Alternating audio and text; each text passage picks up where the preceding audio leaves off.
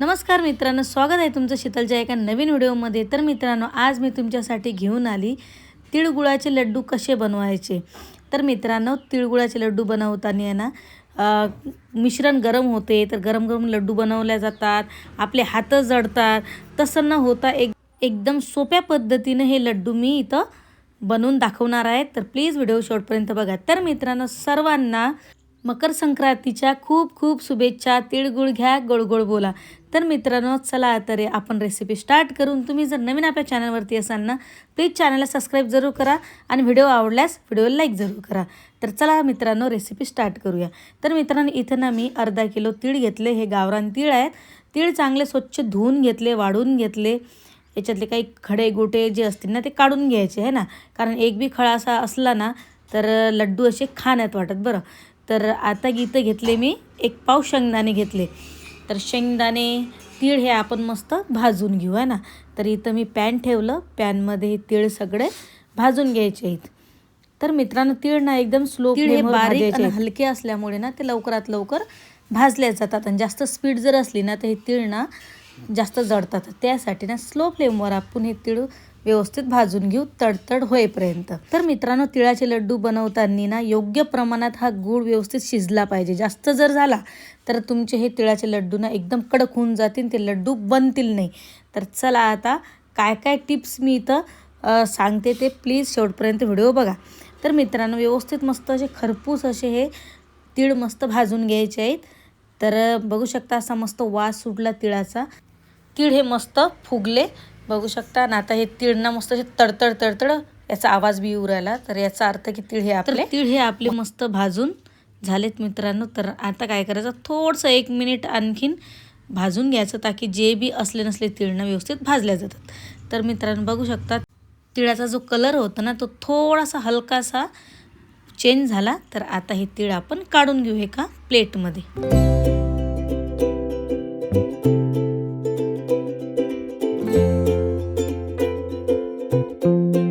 तर मित्रांनो, इथे ना मी 1 पाव शेंगदाणे घेतले, 250 ग्रॅम। तर शेंगदाणे व्यवस्थित भाजून घ्यायचे आहेत। शेंगदाणे जर कच्चे राहिले ना मित्रांनो, तर तिळगुळाचे जे लड्डू आहेत ना ते जास्त दिवस टिकत नाहीत।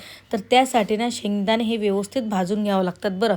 कच्चे शेंगदाणे राहता कामा नये, कारण कच्चे जर राहिले तर लड्डू हे लवकरात लवकर म्हणजे खराब होतात आणि ते लवकर समजा 8 दिवसाच्या आतच खतम करून घ्यावं लागतात। तर त्यासाठी ना शेंगदाणे हे व्यवस्थित भाजून घ्या, ताकी हे तिळाचे लड्डू मस्त महिना ते 2 महिने असे टिकतील आहे ना।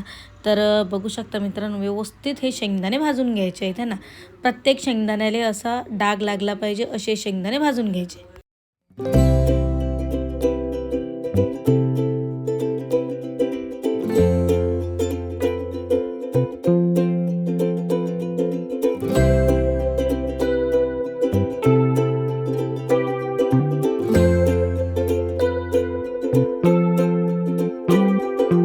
तर बघू शकता मित्रांनो, शेंगदाणे व्यवस्थित भाजले गेले, तर त्याचे टक्कर व्यवस्थित काढून ना एकदम स्वच्छ करून घ्यायचे शेंगदाणे। तर आता काय करायचं ना, तीळ हे मस्त मिक्सरमधून बारीक करून घेऊ, जास्त बारीक करायची गरज नाही। तर बघू शकता मित्रांनो, इथं ना मी थोडेसे तीळ आणखीन ठेवले, अर्धी वाटी आहे ना। हे अर्धी वाटी तीळ ना असे व्यवस्थित ठेवून द्यायचे आहेत, नंतर ते ॲड करू आपण आहे ना।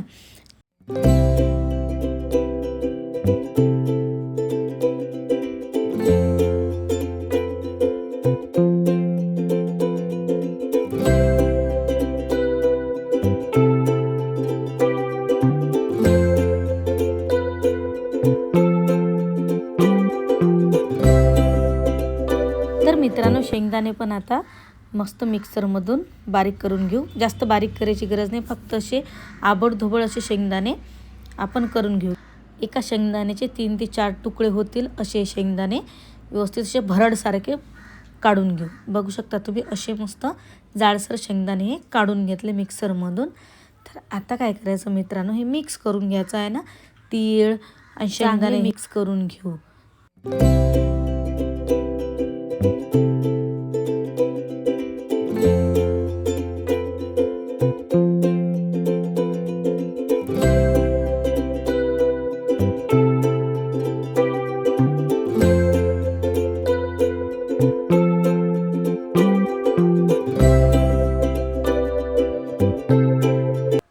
मित्रांनो इथं ना मी 500 ग्रॅम म्हणजे अर्धा किलो गूळ घेतला. गूळ मस्त बारीक करून घ्यायचा बरं.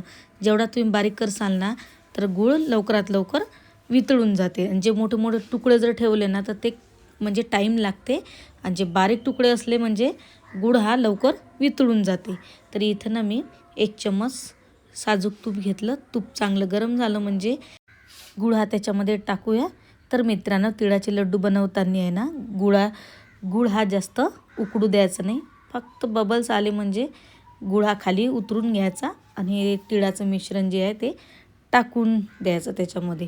तर इथे ना मी मित्रांनो इथे ना मी 3 चमच असं पाणी घातलं आणि आता हा गूळ बघू शकता मस्त वितळायला सुरुवात झाली. तर मित्रांनो कधीही आपण गूळ वितळतो ना तेव्हा ना छोटे छोटे तुकडे करून घ्यायचे बरं गुळाचे. मोठे मोठे तुकडे जर केले ना तर ते थोडासा वेळ लागते. आणि जे पहिले बारीक तुकडे असतात ना ते लवकर वितळतात.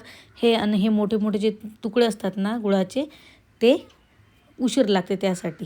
तर म्हणून म्हटलं की थोडे बारीकच तुम्ही तुकडे करून घ्या गुळाचे. तर बघू शकता अवघ्या 4 मिनिटात हे आपला गूळ मस्त वितळून तयार झाला. तर बस एवढाच गूळ आपल्याला वितळू द्यायचा आहे. जास्त उकळी येऊ द्यायची नाही, जास्त पाक करत बसायची गरज नाही.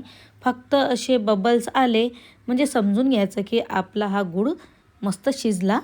आणि आता गॅस बंद करून व्यवस्थित मस्त फिरून घ्यायचं एकसारखं. गुळाचा पाक जे आपण तिळाचं शेंगदाण्याचे मिश्रण होतं ना त्याच्यामध्ये टाकूया.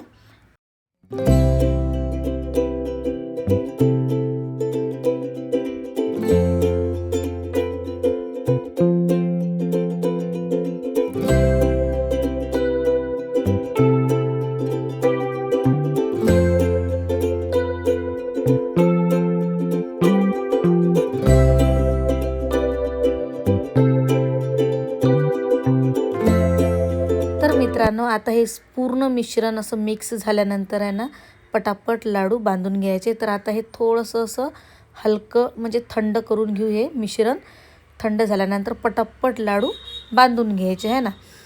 एकटीनं बांधले तर फारच चांगलं, पण आणखीन कोणी सोबती असलं तर पटापट लाडू हे वडल्या जातात आहे ना. नाहीतर मग थोडं फार तर आखरी ना थोडं म्हणजे 2-4 जे लड्डू राहतात ना तर कडक होतेच होते. तर त्यासाठी काय करायचं, कडक झालं म्हणजे मिश्रण ना थोडंसं आणखीन पॅनमध्ये असं काहीतरी गरम करून लड्डू बांधून घ्या. काही भारी नाही आहे बरं ना. हात जळतील तुमचे ना काही. तर बघू शकता मित्रांनो एकदम असं कोमट काहीतरी हे मिश्रण आहे बरं, जास्त असं गरम नाही आहे.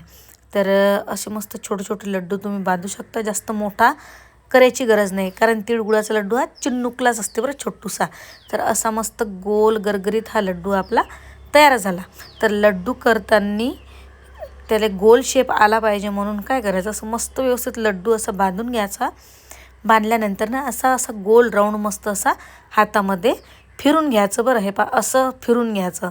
असं फिरवल्यानंतर ना त्या लड्डूले ना मस्त व्यवस्थित असा गोल गरगरीत असा शेप येऊन जाते. तुम्ही ट्राय करा, समजेल आहे ना. तर असं मस्त व्यवस्थित असं गोल गोल राऊंड करायचं. तर बघू शकता मित्रांनो किती गोल गरगरीत असा लड्डू हा आपला तयार झाला. तर मित्रांनो काही हात न जडता अजिबात कोणतंही टेन्शन न घेता हे मस्त तिळाचे लड्डू तुम्ही बनवू शकता. पाक हा जास्त होऊ द्यायचा नाही आहे ना. फक्त असे बबल्स आले, उकळी आली म्हणजे गॅस बंद करून घ्यायचा आणि डायरेक्ट ते मिश्रण गुळामध्ये टाकून द्यायचे, गुळाच्या पाकातले आहे ना. जास्त गुळ हा शिजवत बसायची गरज नाही बरं. गुळावरच डिपेंड आहे ते लड्डू. नाहीतर जास्त जर पुढे जर हा पाक तुम्ही शिजवला जरासा 1 मिनिट का होईना जास्त जर शिजवला तर हे तुमचे लड्डू ना कडक होतात बरं.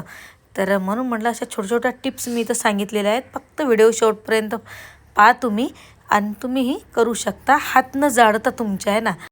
नंतर मग कसं की बा गरम गरम करा, गरम गरम लड्डू बांधा, मग ते घट्ट होते. तर तसं न करता तुम्ही हा व्हिडिओ पहा आणि ह्या टिप्स जे आहेत ना ते फॉलो करा. तर मित्रांनो व्हिडिओ जर तुम्हाला आवडला असेल ना खरोखर तर व्हिडिओला लाईक करा, तुमच्या मित्रमैत्रिणी शेअर करा. तुम्ही जर नवीन आपल्या चॅनलवरती असाल ना चॅनल सबस्क्राईब जरूर करा. तर मित्रांनो आजची रेसिपी कशी वाटली प्लीज कमेंट करून नक्की सांगा. आजचा व्हिडिओ इथं समाप्त करू. परत भेटूया सुंदर व्हिडिओ. काळजी घ्या, स्वस्त राहा, मस्त राहा. असेच आपले व्हिडिओ पाहत राहा. परत तुम्हा सगळ्यांना मकर संक्रांतीच्या गोड गोड शुभेच्छा मित्रांनो. तर चला मग आजचा व्हिडिओ इथं समाप्त करू. Bye bye. जय हिंद, जय महाराष्ट्र.